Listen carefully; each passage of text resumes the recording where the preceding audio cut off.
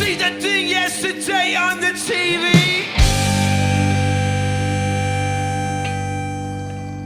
How's it? Been good. How have you been?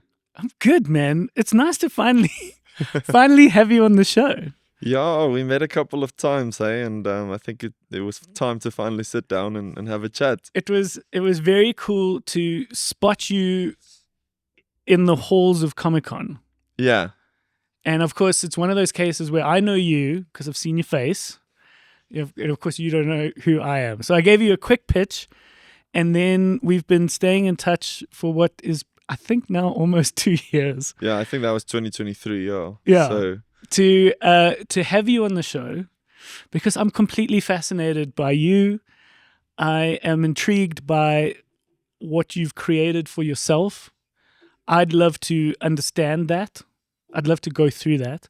And we've got a lovely way of doing it here at the video store, which is to go through your life and to go through the films that you've loved across your life, because I want to see how the magician got created. yeah. But firstly, you've never come to the Bioscope before? This is your first time in 44 Stanley? My first time ever here. Like, I thought when I saw it the first time online, I thought I know where it is. Yeah. Turns out I was completely wrong. But I love it. Like, awesome place you guys got here. You're in a really nice space as well. Thanks, man. So, I think this will be my last stop here. So, yeah. Lovely. And where are you based? Pretoria? Yeah, I'm originally from the Free State in a small town. I stay Waterkloof side now in Pretoria, yeah. Okay, so we grew up in Bloem. No. Free State? Yeah, no, small Not town. even Bloem. No. Everyone thinks assume that. You know what? That's so interesting. Like, when I just started, Yeah. I was only doing like in-person performances before the whole social media thing took over. And it was like the most difficult thing was getting shows in Joburg, which was just an hour and a half from me. Because Okay. everyone would book me in Bloemfontein. And I Yeah. kept telling them, like, guys, I know I'm in the Free State, but like I'm so close to Joburg. You're actually more closer to Joburg. What Yeah. was the little town? Frankfurt. Okay. It's close to, I don't know if you know the town Villiers. Yeah, sure. Yeah, close to there. I love how there's almost every major city in the world has a little town in South Africa. Yes. Like there's Frankfurt, there's Bethlehem, there's Amsterdam, there's all these like little towns. And I'm always convinced, I made a joke because I'm in a band and we've traveled through some of these small little towns. I'm convinced that there's little kids that grow up in Bethlehem in the Free State, believing that that's where fucking Jesus came from. I think that's really what And what their parents aren't telling them otherwise. And so they just think like, this is where Jesus came Well, from. my oldest brother has a son, and like his nickname, we call him Billy. Okay. And there was a festival in their hometown, which was close to us in Heights, and it was called the Billy Millie Festival. I think to this day he believes it was like literally named after him. So I guess, yeah. Okay, but now I think the best way to kick this off is you're a magician. How do you introduce yourself at a dinner party? So it's interesting because I kind of went into this whole online thing, but before that I was doing magic, right? But I never wanted to really be seen as a magician. Yeah, that's right? why I'm kind of Yeah. carefully asking. No, go ahead. Which Like, is sometimes you got 10 seconds at a dinner party. I'm Yeah. like, hey, Wian, what do you do? Yeah, well, what I usually say is, I make content, I make videos, and then usually I get into the conversation of how everything started, because it's transitioned into so many different things. Originally, I did magic tricks at school because I thought, okay, this is cool and I love it and it's my hobby and it's my passion. And then getting onto social media with obviously the magic tricks. The thing is, I always wanted to present myself as a normal guy who does magic, but with that, the more magic you post, eventually people are going to put one and one together and be like, this guy's a magician, which is fine. I actually had my name on TikTok and Instagram be Wian Magic, right? Yeah. The reason I did that, like you would get Kurt in music. Yeah, sure, right? sure. That's why I did that. Yeah, the band that I'm in, we had to find a handle that worked, and so we had Short Straw Band. Yeah. So then Everything was everyone banned. started calling me Wian Magic. Okay. Now I've obviously accepted that, Okay. but it was never intentional. So I removed the magic. Then I heard people started calling me just Wian. A lot still do the Wian Magic. But man, whatever you want. Like I don't care about if people say I'm a magician. I am. I mean, I do magic tricks. But yeah, I think the main thing I guess is the content that I do. Okay. But yeah, content creator / magician slash whatever you want, influencer, whatever it is. What I'm fascinated in, and I would love to just track this journey, because this is the beauty of a podcast, is that we got the time to do this. Is how we go from the little town of Frankfurt to like millions of followers, not tens of thousands, not hundreds of thousands, millions. I think that's fascinating to me. Yeah, man. Instagram is like over 2.2. What's the main platform? TikTok. On TikTok, I'm at 16 million. The main one that I earn from is YouTube, which is at 6.8 million now. It's astounding, man. Yeah, no, man, look.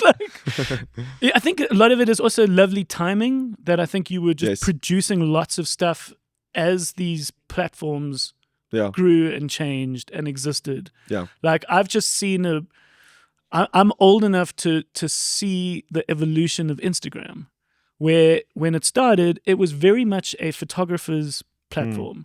And it was quite a purist photographer's platform, where, you know, you would have to say, like, this doesn't have a filter. I didn't put a filter on this. Yeah. And there was Instagram walks. And then it was about challenging the photo that you took. But it was all about photos, and it was all about photography. And then there was this point where Instagram it was like they got let off a leash, and it was like, no, this is a TV channel now. And it's not about photography. And so anyone who was producing good content in those moments just had the opportunity to explode. For me, I believed in Instagram. I remember telling my brother, we have to find this person's Instagram so we can use them in the video. And he said, no, ask for their Facebook, because no one has Instagram. Yeah. That's what he said to me Yeah. at that time. So it just started taking off.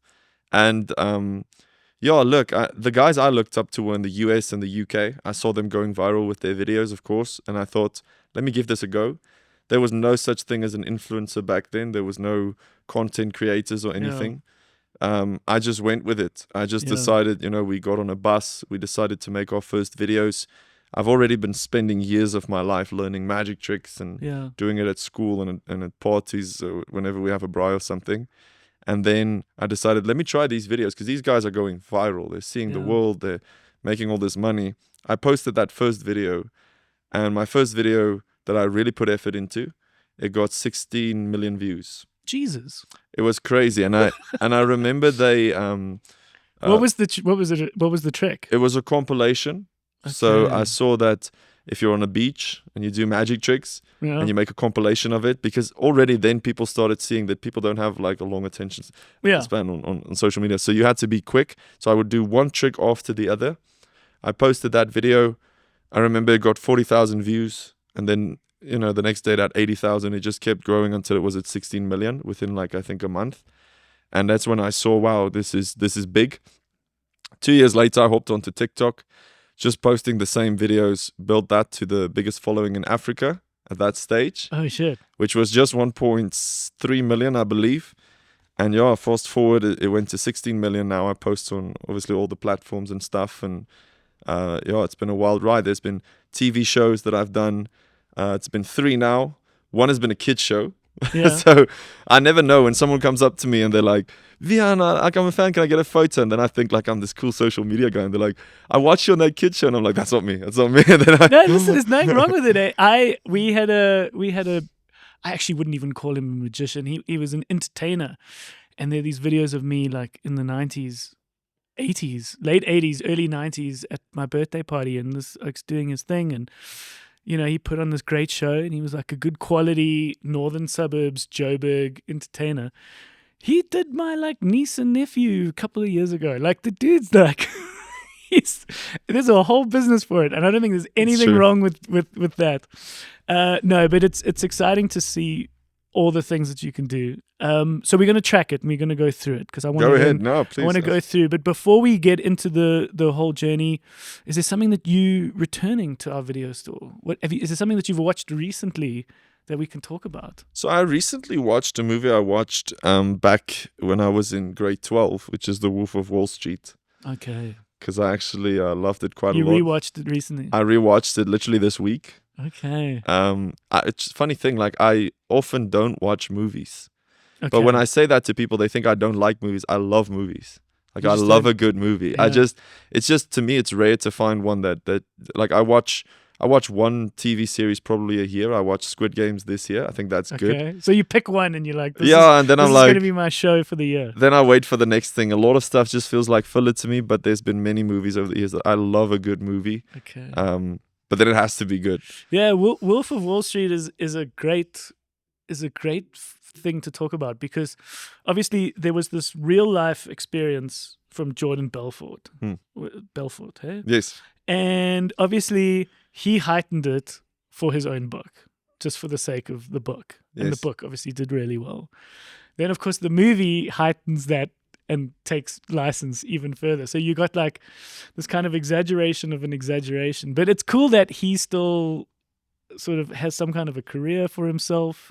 I know the woman, funny enough, the woman who is the real life inspiration of Margot Robbie, the Duchess. She's also in the wake of the film come out and built somewhat of a career for herself. I didn't know that. To say, I'm the Duchess. I'm the woman who inspired it all.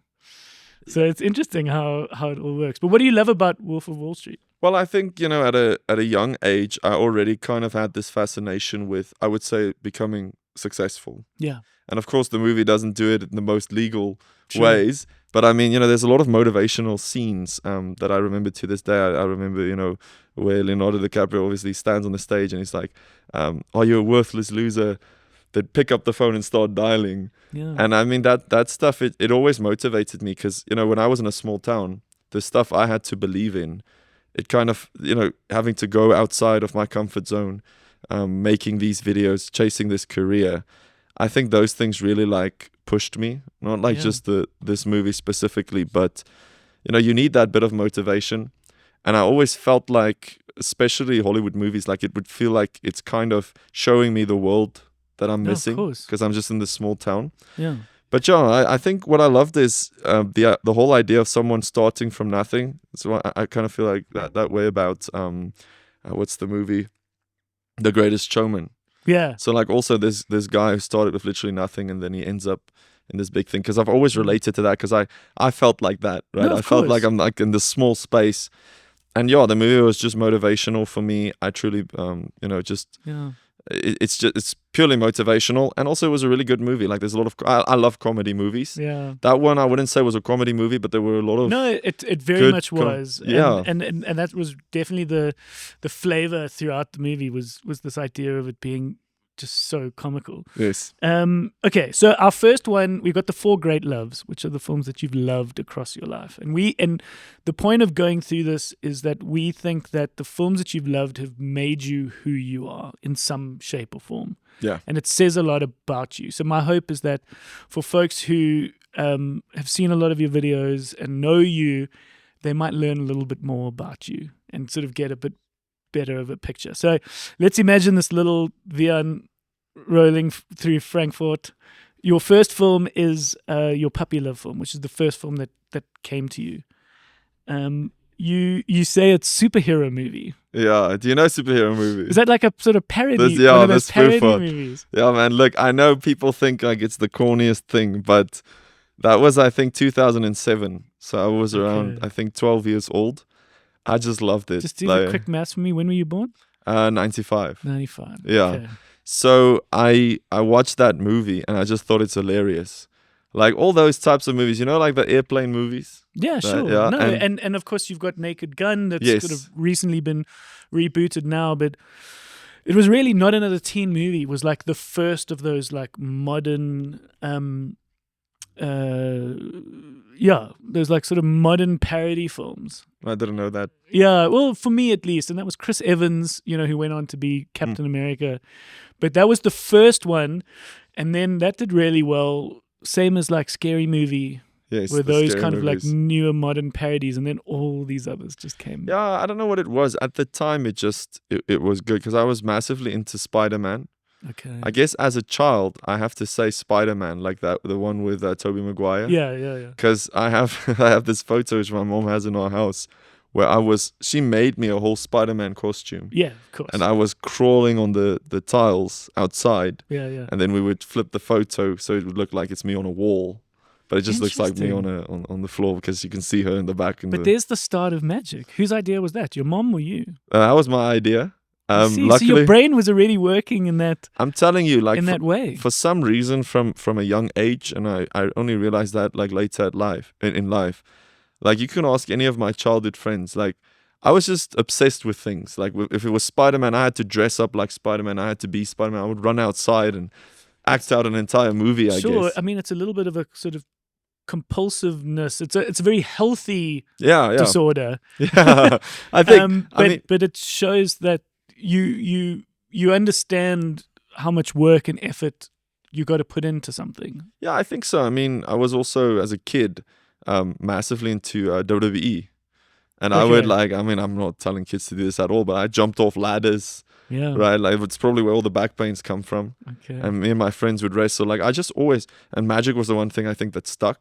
Yeah. And making videos and I always just, I don't know, I just wanted something that would like take over my whole life. If I got interested in it. Spider-Man, even as a kid, like I cared so, every action figure, like the clothes that I wanted, the costume, everything, and my mom just made it. But yeah, that was a movie that kind of, I would say, took over my childhood. Cool. I would say it's probably more Spider-Man then. Yeah, I think the thing with superhero movies is just the comedy aspect of it. Okay. Like I love that. Like I love a good comedy movie. It's just so something I can rent for you today based on this is the work of the guy who made those Spider-Man movies.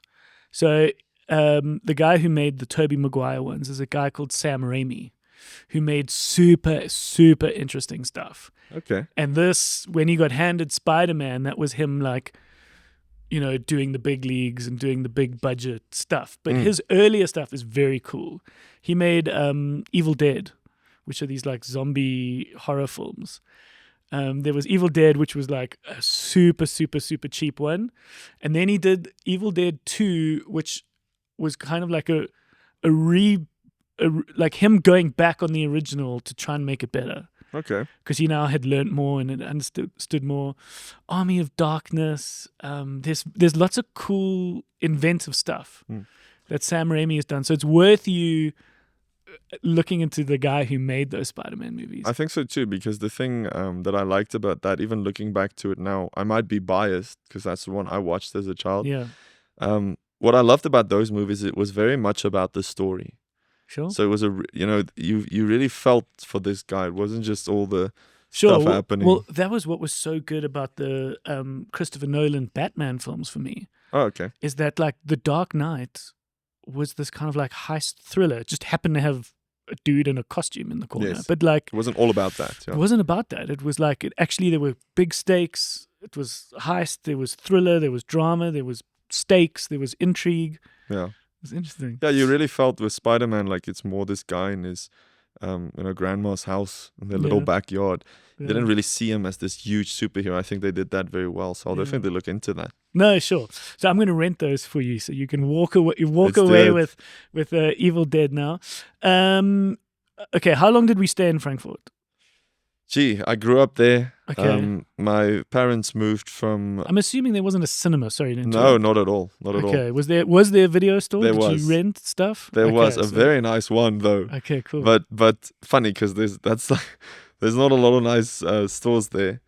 But sure, I'd imagine that video store like held a big place in the town. It did. Because it was maybe some folks had like Mnet and a bit of DSTV, but like that was probably your version of a cinema. Yes, and there were like, the thing is, this is the thing you do on a weekend. You go with your family, you go there, you look at all the latest movies on a DVD, and you rent it. Yeah. And there were two. One was very big, and the other one was like the local one, the one that's like our childhood. Okay. But eventually, it just became something else, which is very sad. It held on for long. Okay. But yeah, I mean, is anyone still in the town? Do you go back? Are your folks still there? I do go back. My parents still live there. Okay. And yeah, it's always got a lot of memories for me. Growing up in a small town, your world is just like so big. Like it's funny because you're in this small place, but you're also fascinated with everything on the outside. Okay. I remember your imagination is yes. big. Okay. So I remember going to Cape Town. I would see people walk with their dogs, riding their bikes, and I thought that was insane. Like, whoa, these people have these cool lives, and that always drove me. That was like, I have to get out of this town. Like, I love it, But at the same time, I was like, there's a bigger world than this. Yeah. But I stayed there from around, from when I was born till 25. So a Okay. good quarter of a century. I stayed my whole life there. Over into high school. Was that in the town? Yeah. So Okay. so our high school and our, what do you call it, primary school Okay. is all in one. Okay. So it's one school. It's a very nice school. So I was very It's fortunate. an all-in-one. Yes. Interesting. Okay, that makes sense. Yeah. There's Yeah, no it's need. so small. There's no need for Exactly. So you probably had these friends that you just kept the whole time. There was never like the opportunity to kind of reset, Yeah. which is I must say, is a pretty helpful thing to have happen in high school, where It's you're true. like, you can ditch the friends that were always a problem. You can make some new friends. I hear you. You can kind of reinvent yourself. But I guess you can't do that. Yeah, because it's funny you say that, because I always thought when I was a kid, like, moving schools has to be the coolest thing, because I thought like that's when you get like this clean start, you know what I mean? Yeah, No one knows. totally. But no, I stayed in the same school my whole life. Okay. I was more like the shy kid in school. Okay. So it's interesting to me now when people come up to me, it's people who were in my school, and they're like, how do you go on these stages? Like, I could never. And I'm like, don't you remember like how quiet I was and stuff? So I just think like those are things you learn with time. It's definitely a muscle. Yeah. And I had a lot of experience through the Bioscope, but also with the band once again, where you start Yeah. playing to no one. And those crowds thankfully get bigger and bigger till you actually quite used to standing in front of thousands of people. Yeah. You use your instrument, and in your case it would be your planned Yes. performance, and you can use that.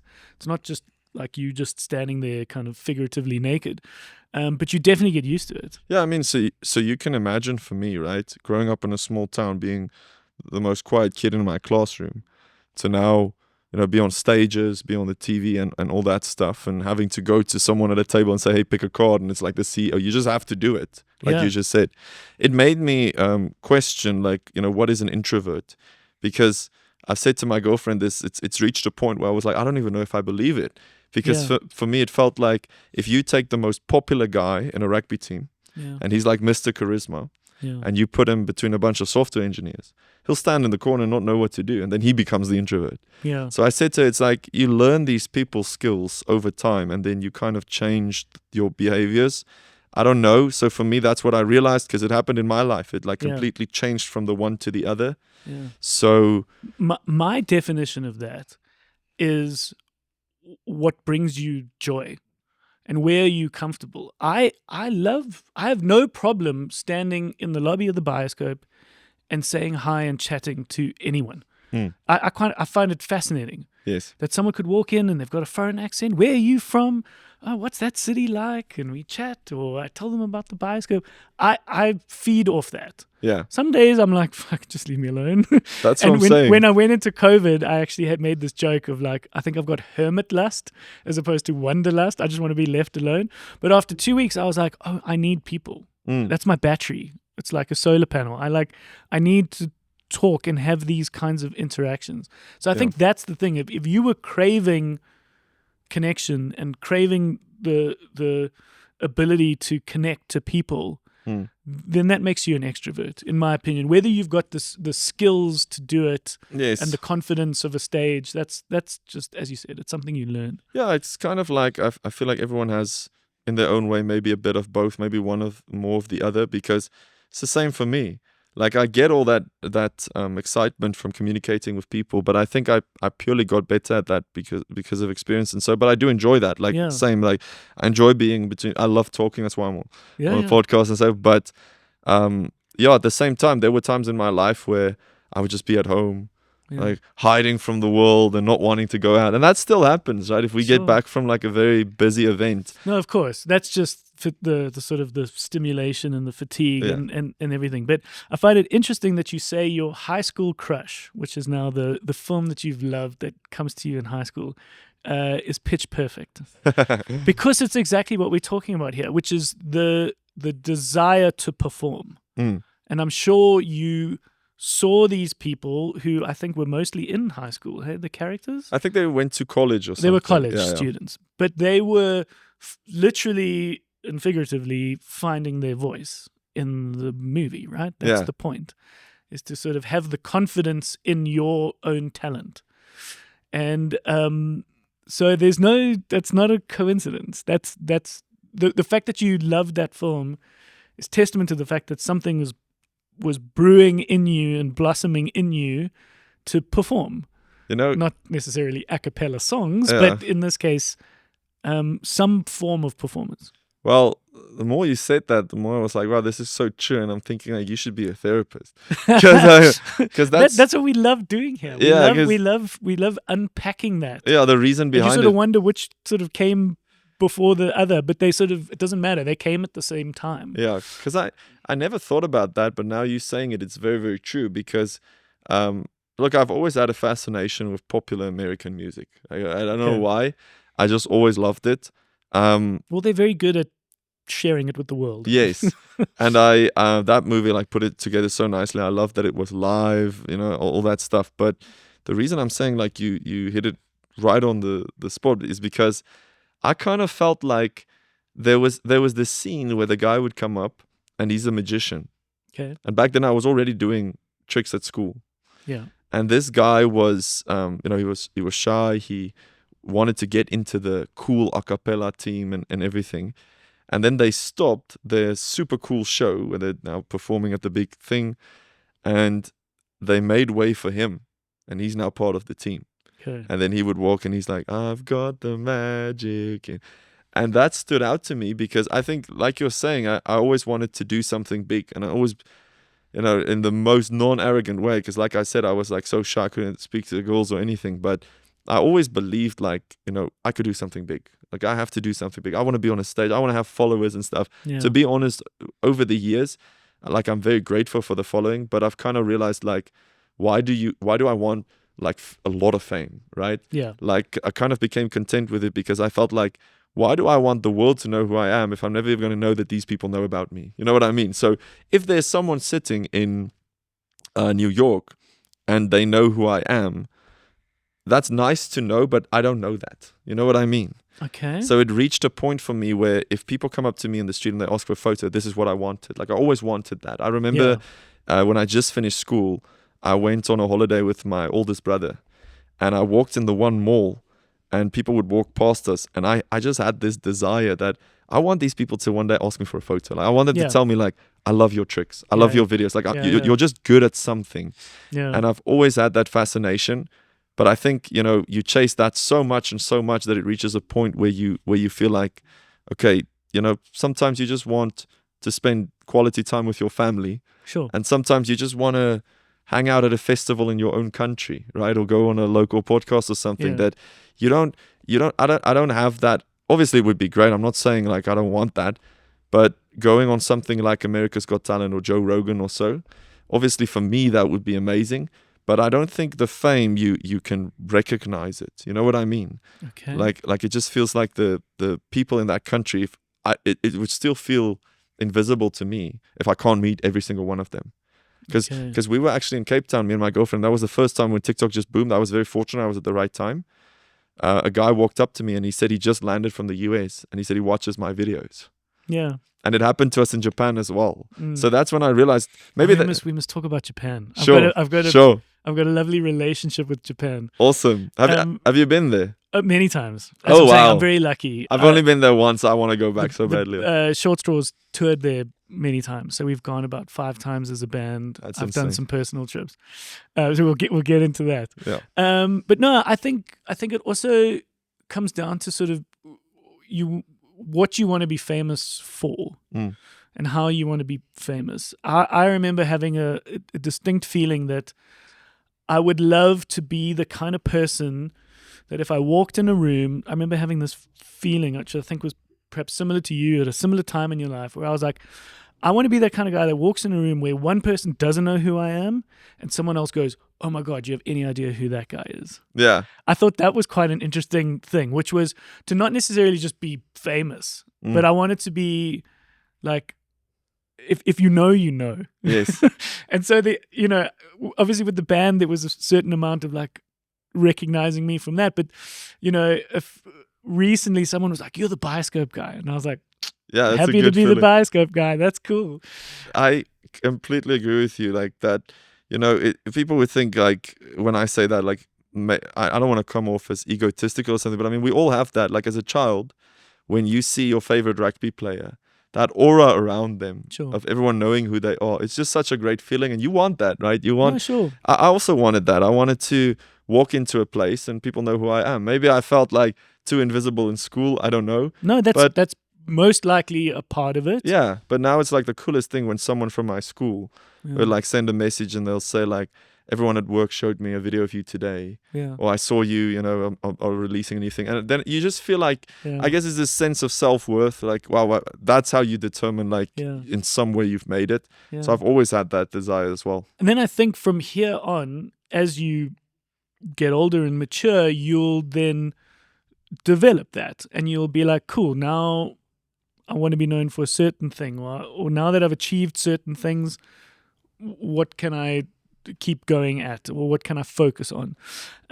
Because the next love is the film that you could it's called It's Getting Serious is the sort of classification, which is not necessarily university, because we don't all go to university. Did you study No, I after didn't. school? Cool. So this is when you're like now crafting yourself as an adult, and you probably at this point starting things. What was the first jobs, or what did you do? How did you sort of transition, or was it because your first video got millions that you just dived straight in? Well, I'm thinking if I have to think of one, I think the one I put is The Greatest Showman. Yeah. Yeah, because so for me, when my career just started taking off, which was just after school, I didn't know what I want to do after school. Sure, like most folks. It's that question, like you answer it, but you don't know what you're answering, right? And I think most people don't know, and you kind of feel like you have to have an answer. But I mean, I love doing magic tricks. I love making videos, and it took quite a while to actually take off. So you were doing that while in high school with just what, your phone? Just the videos, no. Okay. No, I was, yeah, sorry. At about 15, I was already posting on YouTube. But like, I mean, Sure. I'm standing in my mom's house, too scared to show my face. It's BlackBerry level video. Yeah. So I'm like, I've got this blur doing card tricks. But yeah, I've been trying it like my whole life. I think that was the way that I could put my magic and my videos out there. But yeah, I think once everything just started taking off, in 2018, I posted my first viral video compilation that blew up, basically changed my life in that moment. And I got invited to go to Dubai, which is a place I always wanted to see. So me and my brother and our friends would play Minecraft. I was never a big gamer, but we played Minecraft. Yeah. And I would build like Dubai, because I was like this. I was googling what's the tallest building in Dubai, and I would build it in Minecraft. It's the Burj tallest Khalifa. Yes. building in the world. I went up it. Oh. I went to the very top with my wife's family. It's amazing. I wanted to do that, but I'm a little scared. Like I was scared of going that high and look. But so yeah, when I went there, that was the moment I felt like when I was in Dubai, it was like, this is it. Like this is what I wanted. Yeah. And everything, I always say it had to be God, because everything happened in that year that I wanted to have happen. It took so long, and suddenly it all happened. Okay. And when I was flying back, you're a religious guy? yes, actually, yeah. Yeah, that's good. And then when I was flying back from Dubai, I watched The Greatest Showman on the airplane, and watching the same story that I just went through of this guy making it in showbiz, and then it just it has a special place for me. Yeah. The moment The Greatest Showman started, which it starts lovely, like any good musical, it starts like on a particularly powerful song point. As that movie starts, I immediately got a lump in my throat, and I was like, "Oh, I'm going to be inches away from like tears for the next 2 hours." Because I'm that kid that went to drama school, and I did a little bit of acting. It was never to act necessarily. The route was always to get to film school, but performance and being a performer was a big thing for me. So like immediately I was like, I love this. So that's cool that came to you at that time. Yeah, just by pure coincidence, right? And I'd love to get into one question about the magic. I'm curious to know, because all creative things are sort of vaguely the same, be it sort of writing music or writing screenplays or poetry or whatever. With the world of magic, you obviously probably had to start being a bit of a cover band, hey? You sort of had to take other people's or sort of general magic tricks that exist, and you learn how they get done, and you would master those. Yes. And then was there a fair amount of original planning? Because I'd imagine that's fucking hard to do. Yeah. It's the same as being a musician. It's very easy it's far easier to play Sweet Home Alabama than it is to write your own Sweet Home Alabama. So where are you with that? So I think what made magic easier in that sense is if you play an instrument, you can't just wing it, right? Yeah. Whereas if you learn a magic trick, nobody ever sees magic tricks. It's very rare. So if you do the magic trick horribly, they're still going to think it's amazing. Okay. So what happens in magic, there is kind of like this, it kind of goes the same route as you would if you were in theater or playing an instrument. But the thing is, if you play an instrument, someone else who plays an instrument would instantly know if you can't play that instrument. Sure. So I could watch a trick, think of a way to do it, and do it to someone, and they would think it's amazing. So then I would stick with it. I'd try to figure out different ways. Because, I didn't go to a place that teaches you how. And by doing that, I was always like, I don't want to perform where there's another magician. Because they might look at me and think, did you watch, did you read Ben Earl's book? Is that how you got into the ambitious card? Is that? And then I'm just like, what language is the guy speaking? So that's when I decided, I just want magic to be cool. Like I have look, I'm not saying like I didn't know anything about it. Like I would fully nerd out over it. I would learn everything I could. But what I'm saying is when you're doing music or something, there's a right or a wrong way to do it. If I want to learn to play the guitar and I go on YouTube right now and I watch someone show me step by step, or I watch a video of someone playing Despacito on the guitar, right? Yeah. If I sit there and I pause every second and try to replicate it, it's not going to be like a professional guitar player would play it. But I'd be able to probably do it okay. And that's how I kind of got into magic. And that's how anyone actually gets into magic. You have to kind of analyze it. No, but it's the same as being a drummer. You learn what's called the rudiments, which is the certain sort of building blocks of what you eventually play. But are you, like, let's just say the last few tricks that you've put out or the last few videos, is that new material that you're writing or making it your own? How does it work? Honestly, it took me years to be original. Like I was just taking inspo from what everyone else was doing.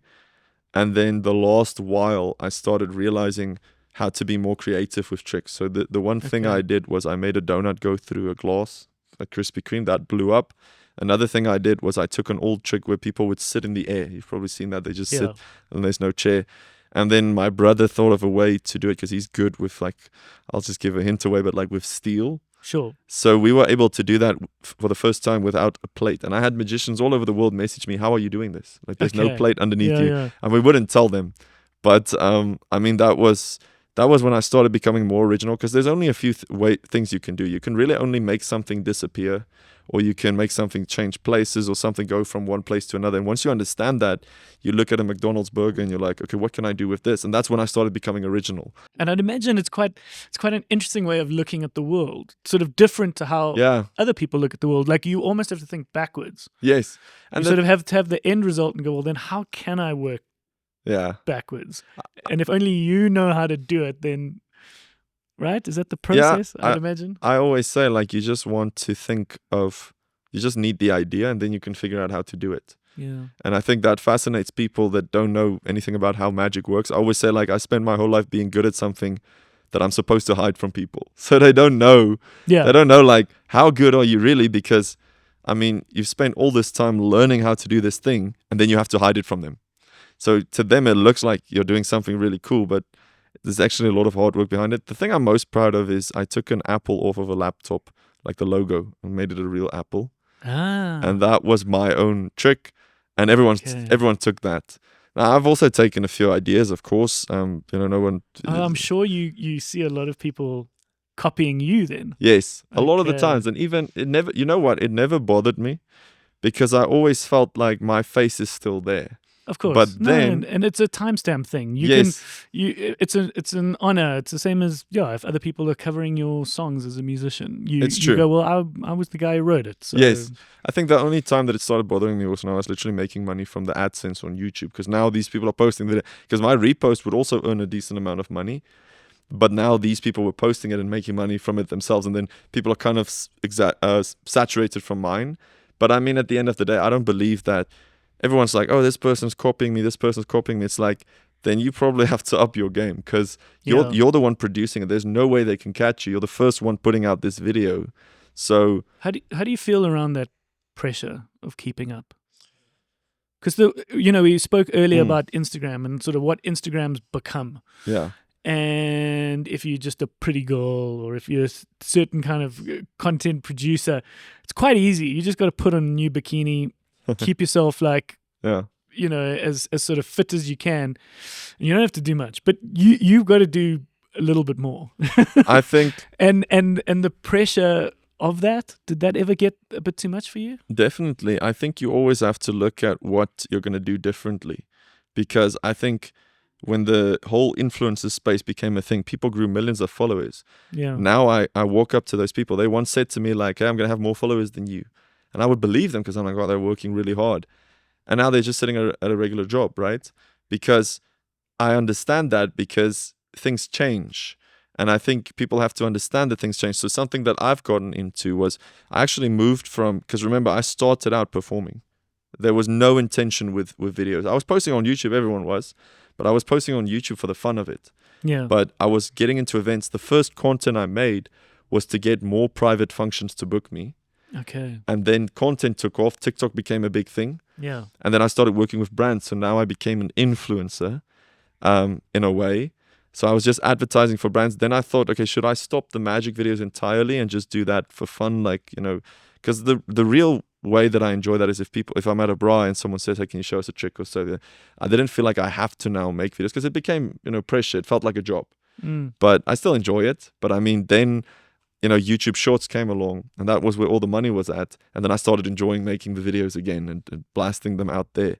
But yeah, I think now with we're doing this show called Your Path to Viral, where we help other people grow their social medias, just telling them the story behind it.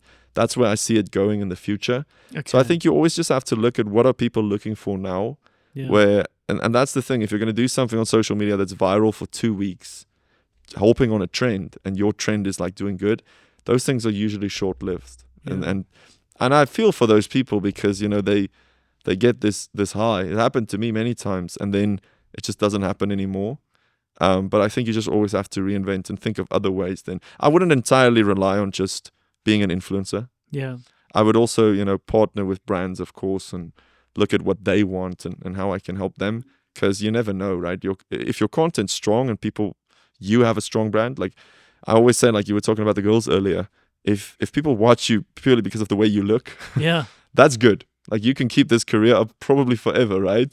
But if you're like someone hopping on a face paint trend, Yeah. and it's over 2 weeks, maybe you've grown 1 million followers, but then people just forget about you. Yeah, you got to evolve. No, we actually had no one really helping us when we started the Bioscope, because all the independent cinemas, at least in Joburg, had all long since closed. And so we found one or two. There was one guy in particular, who had a history of being involved in these kinds of spaces. And the one thing we got from him was, you got to keep reinventing. You got to keep re-energizing, and you got to keep reinventing yourself. And I just remember that really stuck with us, which was like, you can't, if it works well, ride it as long as you can, but you're going to have to come up with a new event or a new thing or a new concept or a new idea to keep the space energized. And so that's interesting. That's very true, because if you look at the biggest artists in the world, they're always changing their hairstyles, the type of music they're singing. So I'm not an expert at that, but it does feel to me as well like people get bored. No, sure. And even if you're the greatest artist in the world, by the sort of fourth album, you have to do something different or try. Justin Bieber's now changed his Instagram, I think, to Lil Bieber. Okay. Right? So, I mean, I'm not keeping up, but that makes sense, because after a while, like, It's like, okay, it's Justin Bieber. Like people, Yeah, it's like people are something else. people are cruel, right? So like, Totally. but I always say like the way I looked at it, because people would always be scared, like how do I reinvent? How do I reinvent? But the way I look at it is, this is a blessing, right? Like if you get 5 years of being the biggest artist in the world, Yeah. like, and then you think of, okay, how can I keep this? Of course, that's the way to look at it business wise, but I think everyone wants to keep it going. No, of course. But like, rather take the blessing. If you're like this massive sports star, No, of course. No, the sports is a good example Yeah. because you can just literally only do it for so long. yes, But a few folks that are, the one-hit wonders, they just go, well, I'll take the one Yeah, over of course. nothing. It's Yes. like, of course we wish to have a second single that was as big as the first, but the fact that I got the one and that like I can live for the rest of my life off this one song, you know like what a blessing. I had a great chance to hang out with the band Wheatus. Oh yeah, Who sang Teenage yes, Dirtbag. yes. And they Love just that had song. such a lovely philosophy. The dude was like, yeah, we just, were grateful for all the success. And just in their heads, they were like, well, I guess next year we'll do something else. We'll, one day it'll die. And they just like, it's never died. Mm, And they that's were crazy. like, you keep thinking like, well, it was a good run. And then like the guy said like One Direction cover them in like a concert and then they go to number one again. And then it's like, okay, well, I guess we're still around. And they just keep going. especially with TikTok that keeps bringing these old huge hits up. I love that song, by the way. I still listen to It's that a a great lot. song. And they came at the right place at the right time and, Yeah. and everything. You say the kind of film you could settle down with, which is our sort of last great love. You said anything by Will Ferrell, Yes. which I think is lovely, and there's obviously so much to him. What I love about Will Ferrell, and I thought I'd point this out in terms of performance, in case it's something you maybe haven't realized, is that he actually plays himself very straight and very serious. So there's so much comedy in him not being comedic, Yes. which I think is probably the most Genius, yeah. genius part of it. Yeah, look, since about grade 10, I'd say I started watching his movies. What are some of the favorites? I think number one is Eurovision. Interesting. For long, it was The Campaign. I love that because, again, That's also not like an obvious Will Ferrell movie. and the thing is, he like you said, he makes you really feel like he's like this normal guy going through all these bad things. But I mean, And the way he reacts, and he just loses it all of a sudden. Ricky Bobby, like Talladega Nights, I Step love- Brothers. So yeah, of course. All of them were very, very nice. I love Step Brothers. I love Blades of Glory. These were Blades of Glory was yeah. great. These were before my time, but I watched them later and I loved them. But when I Okay. was in high school, the movies that came out was like Get Hard, The Campaign, Mm. Daddy's Home. But I would say Get Hard, The Campaign, and Eurovision. Those were great. Like, I just love the way, I think he's a genius.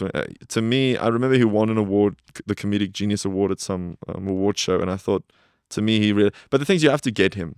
Like Yeah. a lot of people, if I say that, they'll say, "Oh no, I don't like." Wolf. It's like I feel like I don't want to dish him because he'll probably never hear me likely say this, but I feel that way about Jim Carrey. Like when I see his movies, I don't get it. You know what I mean? Yeah. Like I get he's very physical with his comedy and stuff, but I've noticed the way I feel about Jim Carrey, a lot of other people feel about Will Ferrell. Like they're Yeah, just like, totally. "Oh, it's No, common." Like I don't like it. But for me, he's such a genius because he went on a talk show where he was like this animal expert. Yeah, So yeah. you never know what you're getting with him, and he's so believable with it. Like, But it's the straight man commitment to that character. yeah, But there's something I want to, and this is why I was looking down to Google.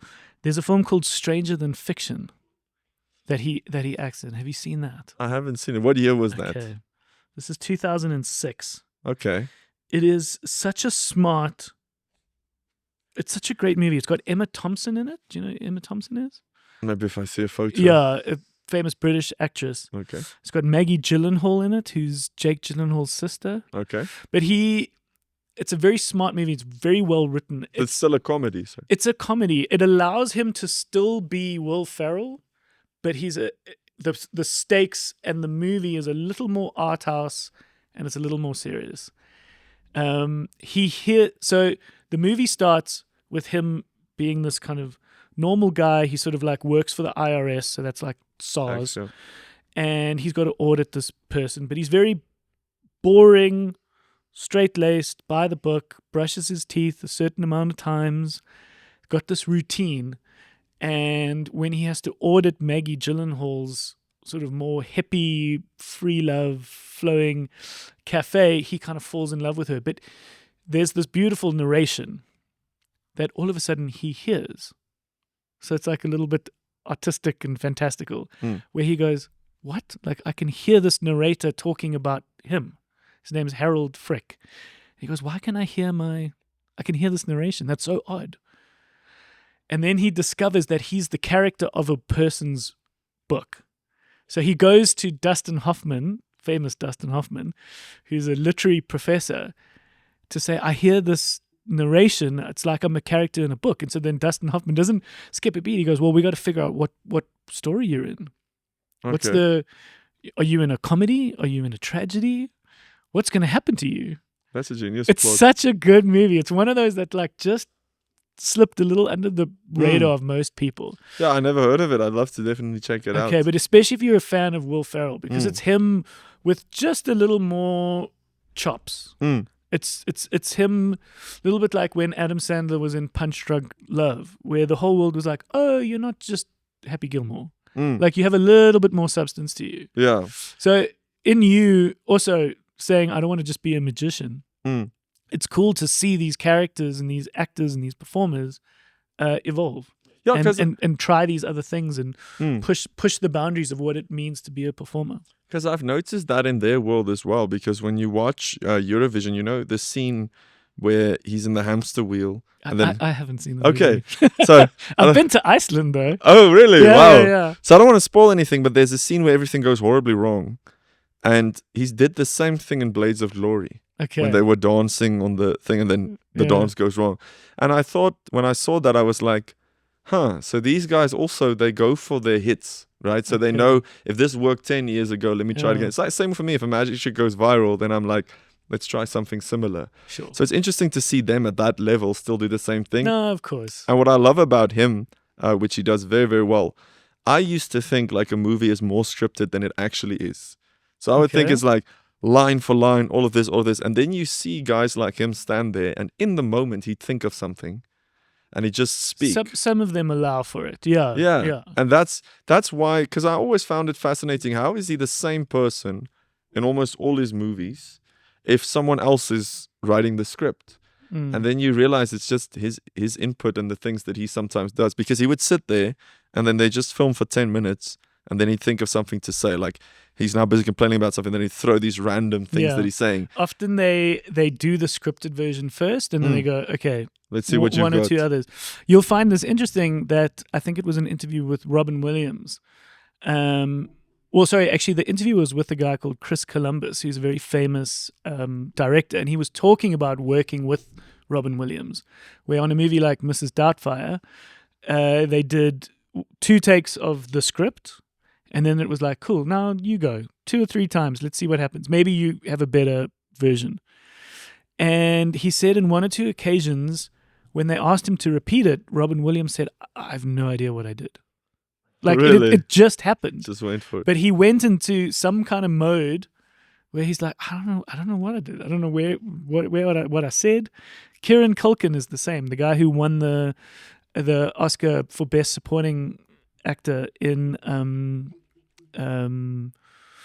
what's it? The Pain. Something about pain. Okay. He also just was like, I've got no idea what I'm doing. Like, I'm just going to do it. I'm going to wing it. I'll try it again. I'll get as close to what I maybe did, but he has no idea what he remembers. But didn't A Real Pain. The movie's called A Real Pain. Okay, but didn't Margot Robbie, where she says, "What are you, an owl?" Yeah. Wasn't that scene also like they said like maybe 1 or 2 lines? Yeah. And it blew up. What are you, fucking Yeah. owl? And I think It's such a great line. I think they also said like it was on the spot or something. There was something about it. I don't know. know. These moments exist, and they are these famous moments when. Yeah, I mean, Will Ferrell is a good example. You know, in the movie Elf, where he walks in New York City in the streets, and everyone's around him, and he goes crazy, does these crazy things. That was real. Like I saw that the other day. They said because they couldn't. block off that space. Yeah, so they just let him And go. they just let him do that anyway. The Santa scene or something. Okay, that I think makes it was sense. real, like those Yeah. people's reactions, and so interesting to hear. Yeah. Lovely. What's the next big sort of phase or stage for you? What are you involved in? What are you excited about at the moment? So I Or really you could also be excited about not doing much at the moment. no. For me, I have a clear path. Like for the last, I would say 2 years ago, for those last 2 years, so from around 2021 to 2022, I was just focused on growing this as big as I can.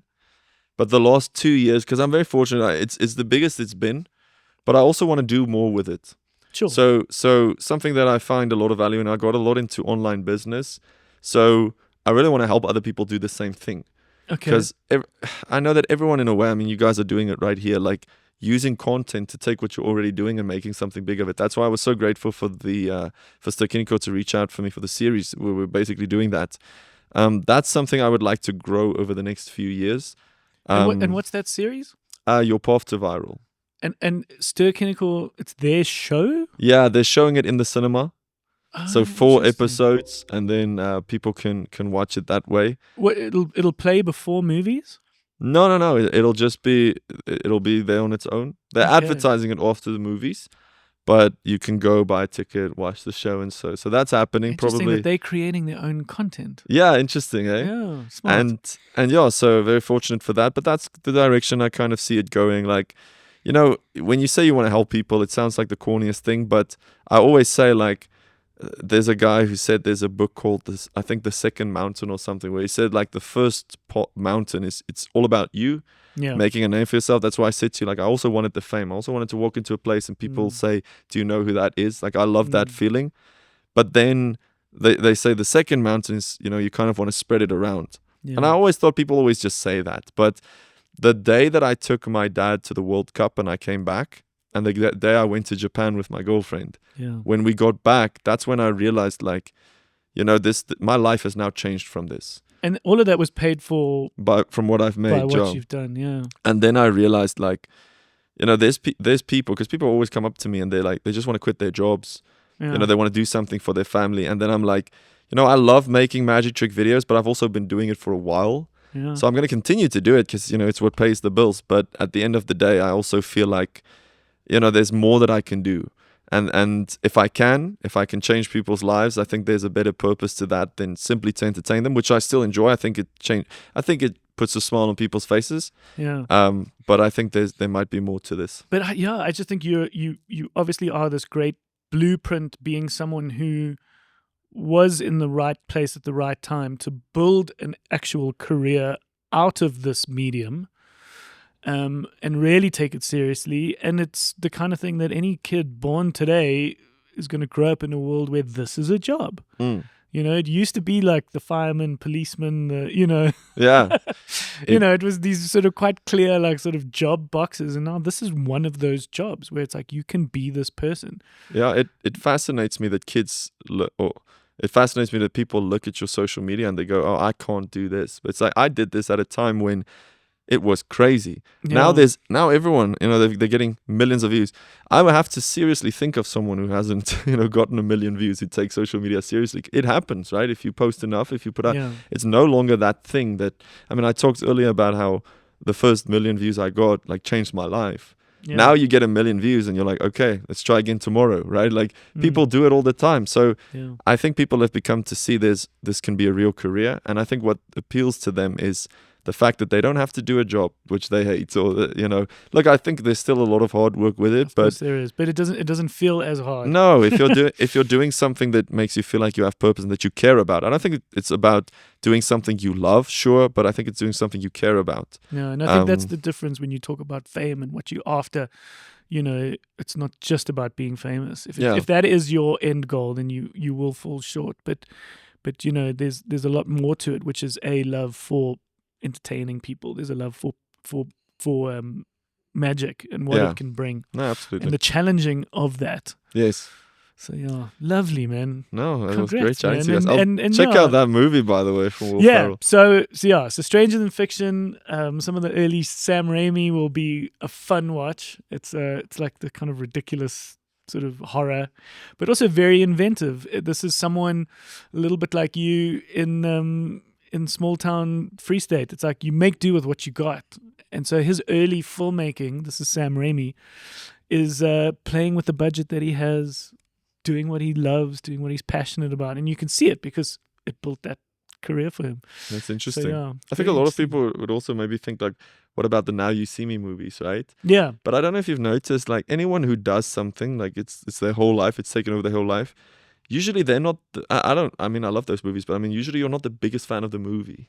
Because you kind of see now the theatrical side of it, which is great for any other movie, but in the thing that you do, you're kind of like, no, that doesn't happen. You know what I mean? It's like a serious Formula One fan. Like a lot of them, they don't like Drive to Survive because they're more into the actual sport of it. Maybe, I've noticed that. But I do like the Now You See Me movies. I'm excited for the new one to come out. I was about to say there is one later.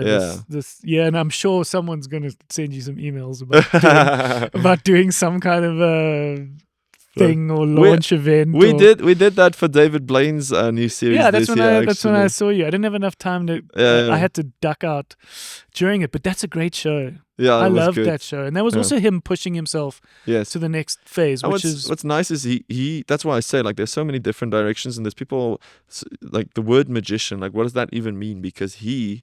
Is he a magician? I don't think so, because he does magic tricks, but he does a lot of stuff that no other magician does. Yeah, and he's taken it further. So the show is Do Not Attempt, and there's a lovely episode of South Africa, but it's him traveling around the world, learning from other people and trying to understand and challenge himself. So like sitting with the Black Mambas and the India episode's amazing. The Brazil, they're all quite something. So that's on Disney Plus. Yeah. If people ask me like, because I get this question a lot, like who's the best magician in the world? Like who do you think's the best?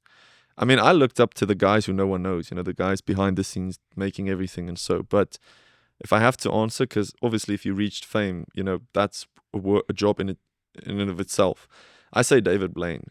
Because I wasn't necessarily like inspired from his tricks and so, but I mean, the guy took it and he made it something so big. It's actually he's become more of an endurance artist. Yeah, and he's actually shown the world like how exactly you can do certain things. Like a podcast episode with him when he explained like his hunger strikes. Well, not the hunger strike, but I mean the hunger challenge where he wasn't eating for so long and what that was like. The hardest part of that, funny enough, wasn't the fact that he wasn't eating. He said you get over the hunger and then you deal with the crazy hallucinations of sitting in this room. The hardest part was actually eating again once it was all over.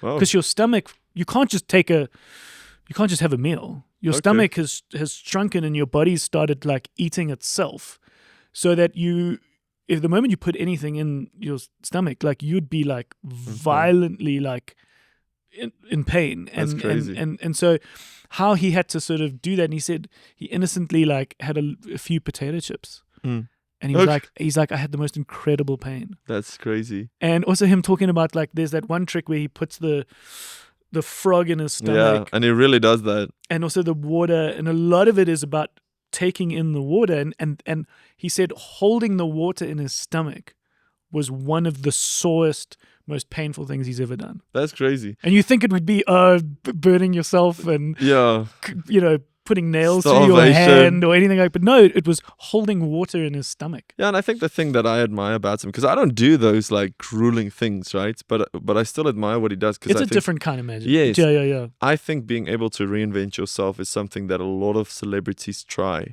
And he's one of the very few who's done it, especially when you've been a magician for so long. To get people to believe when you're now saying, okay, I'm underwater holding my breath, everyone would just automatically think, oh, it's just a magic trick. Yeah. But he somehow convinced the whole world, like, yes, I'm a magician, but I'm actually now doing this stuff. The scary part of his show is that so much of it is real. But yes. Yeah. But no, that's interesting. Lovely, man. Listen, thank you for your time. No, thanks for having me. Thank you for popping into our video store and your visit. I'm glad that we finally got around to doing it. Yeah, no, 2 years, eh? Yeah. No, but it's lovely to hear your story. It's lovely to understand the hard work and the dedication. that came through it, and magic is definitely one of those things. It's a little bit like being a drummer. There's a certain amount of, natural talent, but a lot of it is just Putting in the reps, yeah. putting in the reps, and you've certainly done that. And I think it's so great to just see all the success. So here's to a lifetime of happiness with all the things that you're doing, and just grow from strength to strength. And I'll see you down the line. Thanks, Russell. I appreciate it. And again, thanks for having me on. We'll definitely chat again. Cool. Cheers, man. Did you see that thing yesterday on the TV?